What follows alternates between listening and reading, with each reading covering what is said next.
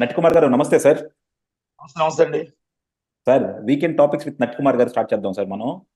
ఇప్పుడు sir main ఏంటంటే sir, అంటే చాలా మంది అడుగుతున్న ప్రశ్న అన్నమాట. అది సామాన్య మానవుడి నుంచి తెలుగుదేశం లీడర్ దాకా అందరి దగ్గర ఉన్న క్వశ్చన్ ఇది.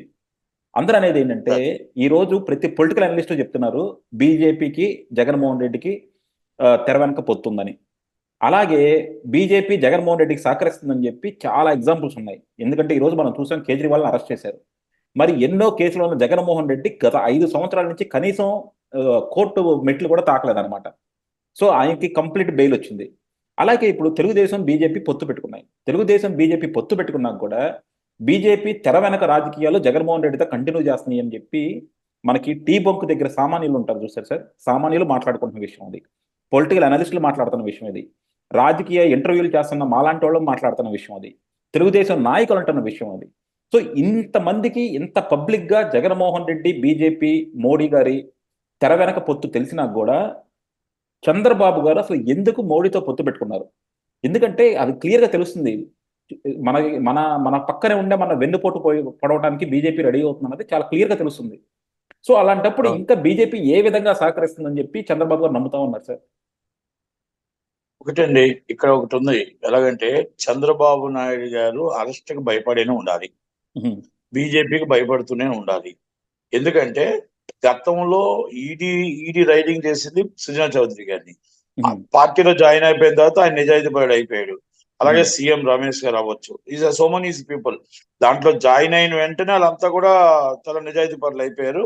బీజేపీలో జాయిన్ అయిన వాళ్ళు, అది మా జగన్మోహన్ రెడ్డి గారు అవ్వచ్చు, మేబీ ఇంకెవరైనా అవ్వచ్చు, అందరూ కూడా నిజాయితీ పరులు అయిపోయారు.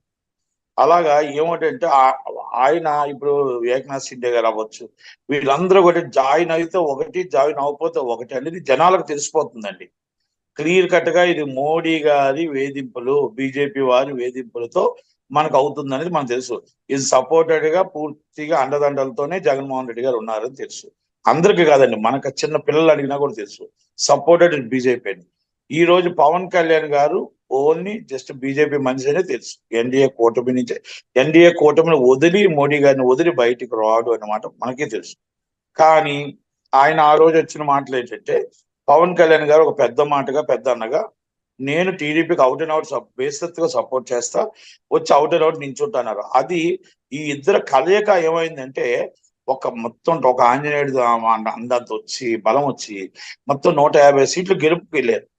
ఎప్పుడైతే బీజేపీ ఒక డ్రామా ప్లే చేసి, ఇటు ఇటు చూస్తే వైసీపీ గెలిచినా మనదే ఎన్డీఏ కూటమి, ఇటు మనం గెలిచినా ఎన్డీఏ కూటమి, అంటే ఇద్దరిని కలిపి ఎన్డీఏ కూటమిలో కొట్టుకునే విధంగానే తీసుకొచ్చి ఇక్కడ సపోర్టెడ్ డైరెక్ట్ గా సపోర్ట్ అండ్ వైసీపీ. ఇప్పుడు 31 సీటు ఉందండి. 31 సీట్లో ఒక్క సీట్లో ఆ క్యాండిడేట్లు గెలుస్తారని నాకు చెప్పండి. 8 ఎంపీ సీట్లు అండి, ఆటోమేటిక్ గా అలా గెలిచినట్టే లెక్క. 8 ఎంపీ సీట్లలో కూడా నాకు తెలిసి ఒక ఎంపీ సీట్ కూడా గెలదు.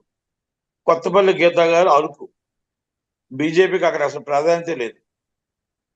పాడేరు బీజేపీకి ప్రాధాన్యత లేదు. విశాఖ నార్త్ ఒక్కటి ఛాన్సెస్ ఉన్నాయి, ఎందుకంటే పట్టు ఎక్కువ ఒక జనసేనకి, టీడీపీకి ఉంది. అయినా కూడా విష్ణుకుమార్ రాజు గారు ఇంతకుముందు ఎమ్మెల్యేగా చేశారు.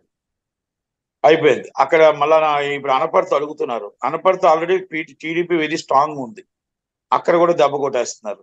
అంటే అక్కడ వైసీపీ క్యాండిడేట్ ఉన్నాడు, ఇక్కడ డమ్మీ క్యాండిడేట్ పెట్టిస్తున్నారు బీజేపీ వాళ్ళు. అలాగే మీకు కైకలూరు డమ్మీ క్యాండిడేట్ పెట్టిస్తున్నారు.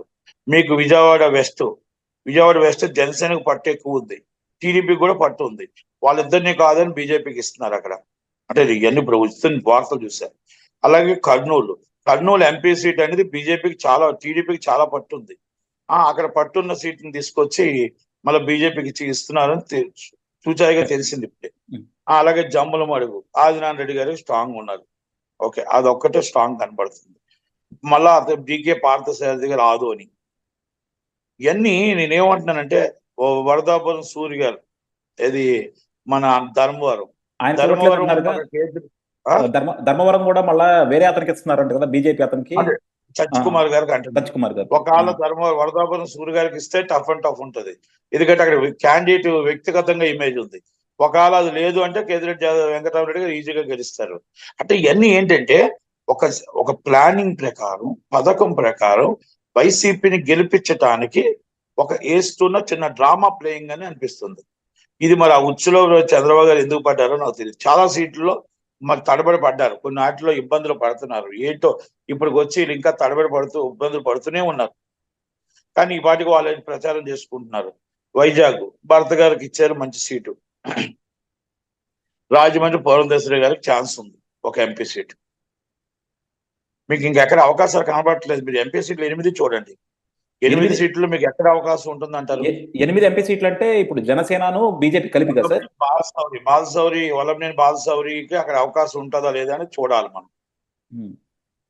అంటే అలాగా సార్, 8 ఎంపీ సీట్లు అంటే ఇక్కడ మన జనసేనను బీజేపీ కలిపి 8 ఎంపీ సీట్లు. 8 అవును, 8 ఎంపీ సీట్లు. 8 ఎంపీ సీట్లలో కూడా ఇద్దరు కూడా ఇప్పుడు 31 సీటు జనసేన బీజేపీ అండి. ఇప్పుడు 31 సీటు కూడా నాకు ఒక్కసారి జనసేనకి నేను ఒక చిన్న ఉదాహరణ చెప్తాను. అంటే ఎవరైనా ఫీల్ అయినా నేను బాధ లేదు, కానీ పవన్ కళ్యాణ్ గారు వెంట మరి నాయకత్వం లేదు అనేది నిరూపించుకోవడానికి మరి బయట నుంచి వచ్చిన వాళ్ళని జాయిన్ చేసుకొని ఆ టికెట్ ఇస్తున్నారా? ఒకటి. పవన్ కళ్యాణ్ గారితో వెంటంటే ఉండి 5 సంవత్సరాలు 10 సంవత్సరాలు తిరిగిన వాళ్ళు నాకు తెలిసి ఒకరికి ఒక టికెట్ రాలేదు. కొనతాల రామకృష్ణ గారు ఆల్ ఆఫ్ ది సడన్ వచ్చిన వ్యక్తే, బాలశౌరి గారు ఆల్ ఆఫ్ ది సడన్ వచ్చిన వ్యక్తే. అలా చాలా మంది సడన్ గా వచ్చిన వ్యక్తులకి టికెట్ ఇచ్చారు తప్ప ఇక ఎవరికి మనతో ఆయనతో పాటు నడిచే వాళ్ళకి నాదెండ్ల మనోహర్ గారికి ఒక్క టికెట్ తప్ప ఎవరికి నాకు తెలిసేది ఎవరికి టికెట్ కనబట్టలేదు. అక్కడ ఎవరికి కనబట్టలేదు టికెట్. పలానా కందులు దుర్గేష్ గారికి ఆ నిడదో లేదో ఇచ్చారు. అంటే 21 సీట్లో మనం చూసుకోవచ్చు. అంటే నిజమైన కార్యకర్తకి ఎక్కడైనా సీట్ వచ్చిందా లేదా? మరి అది ఇటు నుంచి టీడీపీ నుంచి వెళ్ళిన వాళ్ళకో, లేకపోతే వైసీపీ నుంచి వెళ్ళిన వాళ్ళకో, లేకపోతే అక్కడ క్యాండిడేట్లకో ఇచ్చారు. మీరు ఇవన్నీ కూడా అబ్జర్వ్ చేసుకుంటుంటే వెళ్ళండి. ఒకటి అలా మరి అలాంటప్పుడు మనం పార్టీని పార్టీ అందుకే ఫస్ట్ నేను చెప్తున్నా, నాయకత్వం పార్టీ నాయకుడు ఉన్నాడు, నాయకత్వం లేదు. అంటే నాయకత్వంలో కార్యకర్త లోపం ఉంది. ఈ నాయకుడి తర్వాత నెంబర్ 2 నాయకుడు, నెంబర్ 3 నాయకుడు లేడు. కనుక మొత్తం టోటల్గా ఆంధ్రప్రదేశ్ 170 సీట్లు నడిపించేవాడు లేడు అనేది ఫస్ట్ నుంచి నేను చెప్తున్నాను. ఇది పవన్ కళ్యాణ్ గారు దాంట్లో కనబడుతుంది. ఎందుకంటే కాపులు ఓటేయాలి, కంపల్సరీ పీఠబడిలో కాపులు ఓటేయాలి. ఇవన్నీ డిఫరెంట్ ఉన్నాయి. కానీ మనం చేసేటప్పుడు కూడా రేపు ప్రజలు ఆలోచిస్తారని, ఇప్పుడు నేను ఆలోచిస్తున్న మందుకు మీరు ఆలోచిస్తున్నట్టు ప్రజలు ఆలోచించరా? ఒక్కసారి మనం ఆలోచించాలి కదా. పవన్ కళ్యాణ్ గారు ఎవరి దగ్గర సీట్లు, వైసీపీలో వచ్చిన వాళ్ళకి సీట్లు ఇస్తున్నారు, టీడీపీ నుంచి వచ్చిన వాళ్ళకి సీట్లు ఇస్తున్నారు. అసలు జనసేన నాయకులు ఏమయ్యారు అని అడుగుతారు కదా. మీరు తీసుకుంది 21 సీటే, ఆ 21 సీట్లో కూడా మీ నాయకులు నించోబెట్టలేకపోయేదే. ఇదే కరెక్ట్. తెనాలి ఒక సీట్ ఇచ్చారు, తక్కువ సీట్లు ఎక్కడ మరి మీ సీట్లు ఎందుకు ఇవ్వలేకపోయారు? ఇవన్నీ కూడా మన ఆత్మవిశ్వాసం ప్రశ్నించుకోవాల్సిన విషయం. ఇవన్నీ మనం ఏంటంటే వైసీపీకి సపోర్ట్ వెళ్తుందని అనుకుంటున్నాను. అవును, డైరెక్ట్ గా ఇండైరెక్ట్ గా వైసీపీకి సపోర్ట్ వెళ్తుంది. ఒక్కసారి ఆలోచించుకోండి. ఈ ఓటు బ్యాంక్ మారదు. ఓటు బ్యాంక్ ఇక్కడ ట్రాన్స్ఫర్ అయ్యే అవకాశాలు కనబడట్లేదు. ఎంత మనం చేసుకున్నా vote bank, TDP vote bank టీడీపీకి, జనసేన ఓటు బ్యాంక్ జనసేనకి, బీజేపీకి ఓటు బ్యాంకే లేదు. కనుక ఈ ఓటు బ్యాంకులు మారకపోతే ఆటోమేటిక్ గా మీకు మన టీడీపీ గవర్నమెంట్ ఫామ్ అవడానికి ఎలాగ అవకాశాలు ఉంటాయి? పొత్తు ధర్మం ఏం పాటిస్తున్నారు అంటే నాకు తెలిసి ఎక్కడ కూడా నేను చూస్తుందని బట్టి ఈ జనసేన వాళ్ళు వచ్చి టీడీపీలో కలట్లేదు, టీడీపీలో వచ్చి జనసేన కలట్లేదు, వీళ్ళు బీజేపీ వాళ్ళు అటు రావట్లేదు. కనుక కొంచెం కష్టంగానే పొత్తు ఫస్ట్ ఉన్నంత హైపు ఇప్పుడు లేదు. డ్రాప్ అవుతూ వస్తుంది. ఓకే, జగన్మోహన్ రెడ్డి గారు మొత్తం సీట్లు అంతా అనౌన్స్ చేసేసారు. అనౌన్స్ చేసి ఆయనకు ఒక ఆయువు పట్టు ఉంది. అది కూడా పట్టిన వాళ్ళు లేరు ఇక్కడ. ఇక్కడ లేరు. దానికి ఒక టీం లేదు. 50 ఓట్లకి ఒక వాలంటరీ ఉన్నారు.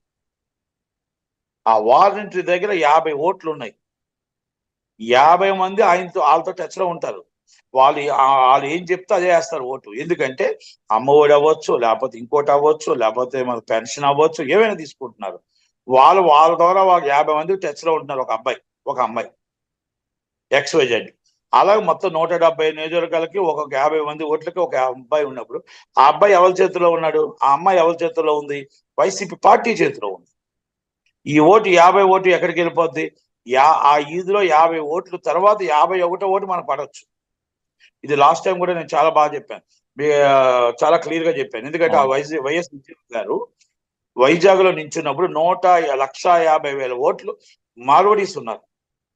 ఫస్ట్ బీజేపీకి మార్వడీస్ అంతా ఓటేసిన తర్వాత 1,51,000 ఓటు నుంచి మనం స్టార్ట్ అయింది వైసీపీ. అందుకే విజయమ్మ గారు ఓడిపోయారు, హరిబాబు గారు గెలిచారు అక్కడ. ఇప్పుడు ఇక్కడ 50 ఓట్లు. మనం దీని ఏమైనా కంప్లైంట్ ఇవ్వగలిగామా ఎన్నికల కమిషన్ కి? ఇవ్వలేము.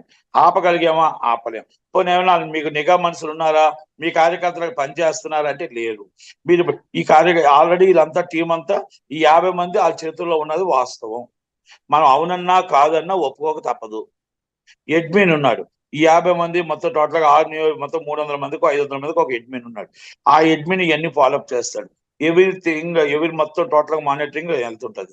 ఇప్పుడు మీరు కాంగ్రెస్ గవర్నమెంట్ లాస్ట్ టైం ఇంతకుముందు టిఆర్ఎస్ గవర్నమెంట్ ఉంది. నిన్న మీరు చూడలేనివన్నీ చూశారు. ప్రతి ఫోను ట్యాపింగ్ చేశారు. ప్రతి ఫోను ఎక్కడికి ఎలాగెళ్తున్నారు, ఏం వెళ్తున్నారు, ఆ ప్రతిపక్షం ఎలాగెళ్తుంది ఏంటి, మన పోలీస్ వ్యాన్లోనే డబ్బులు పంచడం ఇవన్నీ చూశారు. ఇది నేను ఇప్పుడు చెప్పలేదు. భుజంగరావు గారు అనే వ్యక్తి ఎప్పుడైతే రాడిసన్ బ్లూలో మొత్తం బంజారాస్ పిఎస్ఎస్ సిఏగా ఉన్నప్పుడే, ఆయన ఆధ్వర్యంలోనే అక్కడ నడుస్తున్నప్పుడు, సీఎం పేసీ నుంచి ఆయనకి సపోర్ట్ ఉన్నప్పుడు, ఈయన మొత్తం టోటల్ గా ఈయన ఇష్టం వచ్చినట్టు చేస్తున్నాడు, ఈయన గవర్నమెంట్ కి తొత్తు, ఈయన ఒక పోలీస్ ఆఫీసర్ కాదు అని ఆ రోజే మీకు ఇంటర్వ్యూ చెప్పాను. ఆయన కనుసెన్నలోని పబ్బులు నడిచాయి, ఆయన కనుసెల్లలోని ఇవన్నీ నడుస్తున్నాయి అని కూడా చాలా క్లియర్ గా చెప్పాను. తిరుపతి అన్న కోసం చెప్పాం, బీజేపీ మన పంజాగుట్ట ఏసీబీగా ఉన్నప్పుడు చెప్పాను, ఈయన గవర్నమెంట్ కి తొత్తు, ఈయన అపోజిషన్ అందరం తీసుకెళ్లి లోన్ వేస్తాడు, ఈయన మాత్రం టోటల్ గా వీళ్ళంతా గవర్నమెంట్ కి తొత్తులుగా పనిచేస్తున్నారు అని మేము చాలా క్లియర్ గా చెప్పాను. మీరు కావాలంటే రిపీట్ ఇన్ బిఫోర్ వీడియోస్. ఈ రోజు గుర్తించారు కాంగ్రెస్ పార్టీ. నేను ఎందుకు అంటున్నానంటే, మీకు పదవి వచ్చింది, పోస్ట్ వచ్చింది, మీ గవర్నమెంట్, ఈ గవర్నమెంట్ ఈరోజు 5 సంవత్సరాలు వెళ్ళిపోవచ్చు, ఇంకో 5 సంవత్సరాలు ఇంకో, మీ గవర్నమెంట్ పోస్ట్ ఇస్ 60 years. 60 సంవత్సరాలు మీ వయసుకి, 60 సంవత్సరాల దాకా మీకు ఎవరు కూడా మార్చలేరు. గవర్నమెంట్ లో మారచ్చు, మీరు మారకూడదు. మీకు ఇచ్చిన పోస్ట్ ని మీరు దుర్వినియోగం చేసుకుంటున్నారు మీ స్వార్థం కోసం, మీ పిల్లల ఎదుగుదల కోసం, మీ పిల్లల విదేశాల చదువుల కోసం, మీ ఆస్తుల కోసం, మీ పంపకాల కోసం. పొలిటికల్ లీడర్స్ తొత్తులు అవుతున్నారు కొంతమంది police officers and revenue department, so many peoples. నేను అదే చెప్తున్నా. అలాగే ఇక్కడ కూడా మీకు ఇప్పుడు వారంటరీ అంటే గవర్నమెంట్ సర్వెంట్, అంటే గవర్నమెంట్ ప్రైవేట్ అవ్వచ్చు, ఇంకోటి అవ్వచ్చు, గవర్నమెంట్ తీర్చిస్తుంది. Government servant. ఎలక్షన్ కమిషన్ చాలా క్లియర్ గా ఇచ్చింది. జిల్లా కలెక్టర్లు ఏం చేస్తున్నారు, ఆర్డీఓలు ఏం చేస్తున్నారు, ఎంఆర్ఓలు ఏం చేస్తున్నారు, వాళ్ళని ఎందుకు మన ఎలక్షన్ కమిషన్ మన కంప్లైంట్ ఇవ్వము, ఎందుకు మనం వాళ్ళ మీద యాక్షన్ తీసుకోము, విధుల నుంచి ఎందుకు తప్పించట్లేదు, ఇవన్నీ నేను ఎందుకు అడుగుతున్నానంటే, దీంట్లో టీడీపీ వైఫల్యం చెందింది అంటున్నా నేను. మనం ఎలక్షన్లో గెలిపే నాకు ఓటేయని కాదు, ఎదుటి వాళ్ళు ఏం చేస్తున్నారనేది కనిపెట్టడమే మన వ్యూహం. ఆ వ్యూహాన్ని చంద్రబాబు నాయుడు గారు ఎందుకు తప్పారు, లోకేష్ గారు ఎందుకు మౌనంగా ఉన్నారు, అచ్చెన్నాయుడు గారు ఎందుకు మాట్లాడట్లేదు, ఈరోజు ఎలక్షన్ కమిషన్ అసలు పట్టించుకోవట్లేదు. ఎంఈవి సత్యనారాయణ గారు ఒక ఆయన ఉన్నారు. ఎంఈవి సత్యనారాయణ గారు అంటే ఆయన క్యాండిడేట్ ఈస్ట్ ఎమ్మెల్యే, ఇప్పుడు ప్రెసిడెంట్ ఎంపీ. ఆయన ఒక సినిమా తీస్తున్నాడు, గీతాంజలి, మళ్ళీ వచ్చింది. 25 crores is budget. Election norms ప్రకారం, ఎలక్షన్ రికార్డ్ ప్రకారం 1 time టికెట్ అనౌన్స్మెంట్ చేసిన తర్వాత ఆ సినిమా మీరు రిలీజ్ చేస్తే కొన్ని కోట్ల మందికి మీ నేము పబ్లిసిటీ, ఫ్రీ పబ్లిసిటీ అవుతుంది, ప్రజలను ఆకర్షిస్తుంది, ఓటు రూపంగా మిమ్మల్ని మళ్ళీ వలుస్తుంది. అయితే ఈ ఖర్చుని ఆయన ఎమ్మెల్యే కలెక్షన్ లోనే వేయాలి, లేదనుకుంటే ఆ సినిమాని ఆపాలి కదా. ఆయన ఆ వాణిజ్యాలు అన్ని కూడా వాణిజ్య మాధ్యమంలో ఉన్న యూట్యూబ్లో అన్నింటిలో కూడా రిమూవ్ చేయాలి ఆఫ్టర్ ఎలక్షన్స్ దాకా. ఎందుకు? ఆయన క్యాండిడేట్ గా నించున్నాడు కాబట్టి. లేదంటే ఇప్పుడు అవతల క్యాండిడేట్ కి వీక్ అయిపోతాడు, అవతల క్యాండిడేట్ కి ఈయన క్యాండిడేట్ ఈజీ అయిపోతుంది, అవతల 25 కోట్లు పెట్టి ఆయన బడ్జెట్ చేసుకొని ఆ పబ్లిసిటీ చేసుకుంటున్నాడు కాబట్టి ఆయనకు ఆటోమేటిక్ గా ఎంఈవి సత్యనారాయణ నేమ్ ఏదైతే ఉందో ఆ క్యాండిడేట్ ఆల్రెడీ మొత్తం టోటల్ గా అన్నింటికి రీచ్ అయిపోతాడు. కనుక అవతల కాసి నించిన క్యాండిడేట్ వీక్ అయిపోతాడు. ఇది కూడా నేను కంప్లైంట్ పెట్టాను, ఎలక్షన్ కమిషన్ పెట్టాను, అలాగే నేను సంసద్ ఆఫీసుకు కూడా నిన్న పెట్టాను. అంటే నేను ఎందుకు అడుగుతున్నానంటే, రాజ్యాంగబద్ధంగా మనం ఎన్నుకోవాల్సిన పోస్టులు, రాజ్యాంగబద్ధంగా న్యాయబద్ధంగా జరగాల్సిన ఎలక్షన్స్ అన్యాయంగా జరుగుతున్నప్పుడు, అక్రమంగా జరుగుతున్నప్పుడు ప్రతి పౌరుడికి హక్కు ఉంటుంది, కంప్లైంట్ పెట్టే హక్కు ఉంటుంది, ప్రతి పౌరుడు కూడా మనం దీన్ని ప్రశ్నించే హక్కు ఉంటుంది. కానీ ఎంతమంది ప్రశ్నించగలరు, ఎంతమంది అడగగలరు? అపోజిషన్ పార్టీగా టీడీపీ పార్టీ పట్టించుకోకపోతే, అపోజిషన్ పార్టీగా పవన్ కళ్యాణ్ గారే పట్టించుకోకపోతే, అపోజిషన్ పార్టీగా బీజేపీ వాళ్ళు వచ్చి అసలు ఒక మాట అనకుండా, అసలు మోడీ గారు వచ్చి ఒక జగన్మోహన్ రెడ్డి గారు ఏ మాట అనకుండా, డ్రగ్స్ ఎక్కడి నుంచి వచ్చాయో, ఎలాగొచ్చాయో, ఎవరు వచ్చాయో, వీళ్ళ పార్టీ వాళ్ళు అంటే వాళ్ళ పార్టీ వాళ్ళు, వాళ్ళ పార్టీ వాళ్ళు అంటే వీళ్ళ పార్టీ వాళ్ళు దుమ్మత్తు పోసుకోవడం తప్ప, అది బయటకు వస్తే పిల్లలు నాశనం అయిపోతారు, పిల్లల జీవితాలు నాశనం అయిపోతాయి, పిల్లల లైఫ్ నాశనం అయిపోతుంది. సీరియస్ గా అన్ని పార్టీస్ ఒక ఏకమై అది ముందు రానివ్వకుండా ముందు దాన్ని నిర్వీర్యం చేసి, అది ఎవరు చేశారో కఠిన శిక్ష విధించాలని ఆలోచించకుండా నీ పార్టీ చేసినట్టు అది అన్ని వేల కేజీలు బయటకు వచ్చిందంటే కొన్ని లక్షల మంది పిల్లలు బానిసలు అయిపోతారు. అది ఎందుకు మీరు ఆలోచించట్లేదు?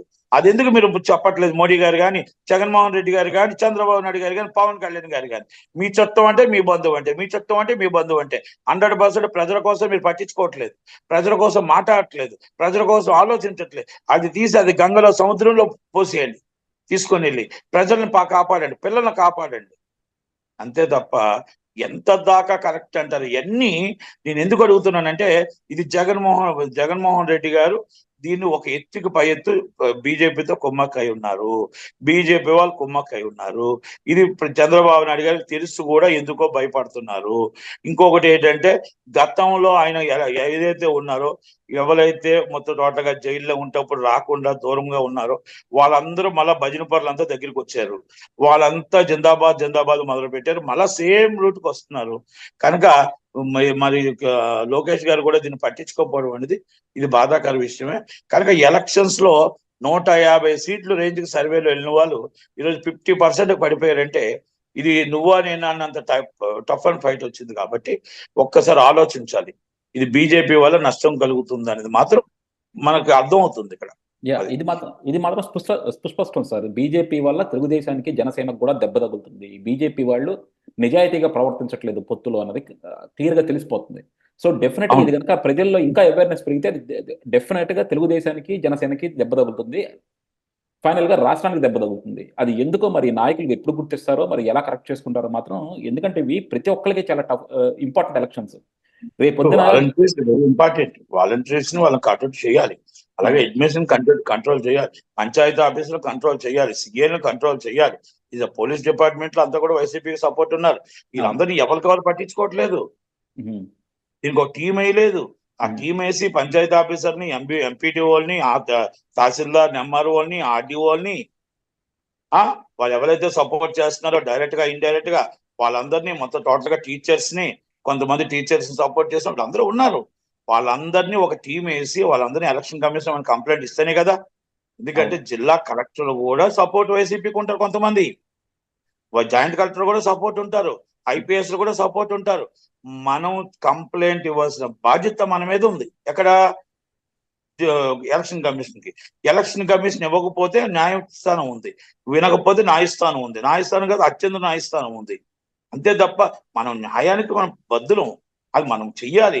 ఎలక్షన్స్ పీస్ఫుల్ గా జరగాలి. ఎలక్షన్స్ అనేది మొత్తం టోటల్ గా మొత్తం టోటల్ గా నీతి నిజాయితీగా ఓటు వేసే విధంగా ఉండాలి. అంతే తప్ప ఇప్పుడు రేపు మీకు ఈ పథకం రాదు, ఓటు వేయకపోతే ఇది రాదు అని భయపడతారు, 100% భయపడతారు. భయపడకుండా ఎవరు ఉంటారు చెప్పండి? రేపు వేయకపోతే ఓటు రాదేమో, రేపు వేయకపోతే పెన్షన్ ఎవరేమో, రేపు ఇవ్వకపోతే అమ్మఒడి రాదేమో, ఎస్ ఆ భయపడంతో జనాలు ఉన్నారు. అది దాన్ని నిర్వీర్యం చెయ్యాలి. ఆ నమ్మకాన్ని, ఆ నమ్మకం కలిగించాలి మనం. ఎదుటి వాళ్ళు ఇది మేము వచ్చినా, మీరు వచ్చినా, ఎవరు వచ్చినా మీ వాలంటీర్ చేత ఉద్యోగాలు పోవు, మీ డబ్బులు ఎక్కడికి పోవు. మేము వచ్చినా కూడా ఇంతకన్నా ఎక్కువ రెట్టింపే మేము ఇస్తాం. ఇదిగో మేము ఏదైతే మేనిఫెస్టోలో పెడుతున్నాం అన్ని కూడా ఇస్తాం. ఇదిగో ఇది ఇస్తున్నాం, మీరు మమ్మల్ని నమ్మండి. మీరు బీజేపీ ఇక్కడ వైసీపీ నాట్ ఓన్లీ పార్టీ కాదు, ఇది గవర్నమెంట్ ఇస్తుంది, ఇది గవర్నమెంట్ సొమ్ము, ప్రజల సొమ్ము, మీ సొమ్ము ఇస్తున్నామని ఆ మాటను మేము చెప్పలేకపోతున్నాం. అవును, ఎందుకు సార్? నమ్మకం కలిగించాలి, అదే ఇది వెరీ ఇంపార్టెంట్. అది అవును, చూద్దాం సార్ డెఫినెట్ గా. ఎందుకంటే వచ్చే ఇంకా 1 month చాలా క్రిటికల్. సో ఇప్పటికి టికెట్ల పంచాయతీ మాక్సిమం ముగిసిపోతుంది కాబట్టి మరి ఎన్నింటి మీద, నెక్స్ట్ వాటి మీద కూడా కార్యాచరణ ఉంటుందో లేదో నెక్ ఉంది.